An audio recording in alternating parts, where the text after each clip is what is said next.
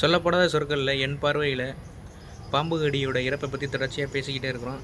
பாம்பு கடியோட இறப்பை பற்றி பேசுகிறதுக்கு முன்னாடி இந்தியாவில் ஒரு முக்கியமாக ஒரு 4லேருந்து 5 பாம்பு தான் விஷமுள்ள மனிதர்களை கொல்லக்கூடிய பாம்பு வகைகள்.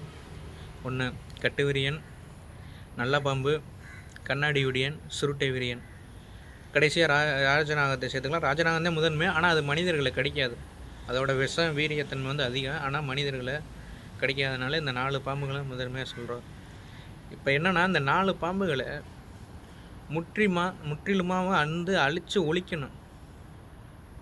சில சமூக ஆர்வலர்லாம் உடனே பொங்கி வந்துடுவாங்க நிறைய பேர். அது உணவுச் சங்கிலியே பாதிக்கும், அதை அழிக்கக்கூடாது அப்படின்னு. இப்போ நான் இன்னொரு கேள்வியை கேட்குறேன். இந்த வெறும் இந்த 4 பாம்புகள் மட்டும்தான் மற்ற பூச்சி, தவளை, மற்ற சின்ன சின்ன உயிரினங்களை வந்து வேட்டையாடி சாப்பிடுதா? இதே விஷத்தன்மை இல்லாத சாரப்பாம்புலேருந்து எத்தனை பாம்புகள் வந்து வேட்டையாடி சாப்பிடுது? அப்போ அதுகளையும் ஒழிக்க வேண்டிய நீங்கள் ஒவ்வொரு பாம்பு கிட்டத்தட்ட எத்தனை லட்சக்கணக்கான மனிதர்களை கூட கொல்லலாம். ஆனால் அந்த மாதிரி தான் கொல்ல விட்டுக்கிட்டு இருக்கீங்க. நீங்கள் பாம்புகளை அடிக்கக்கூடாது, பாம்புகளை பாதுகாக்கணும்.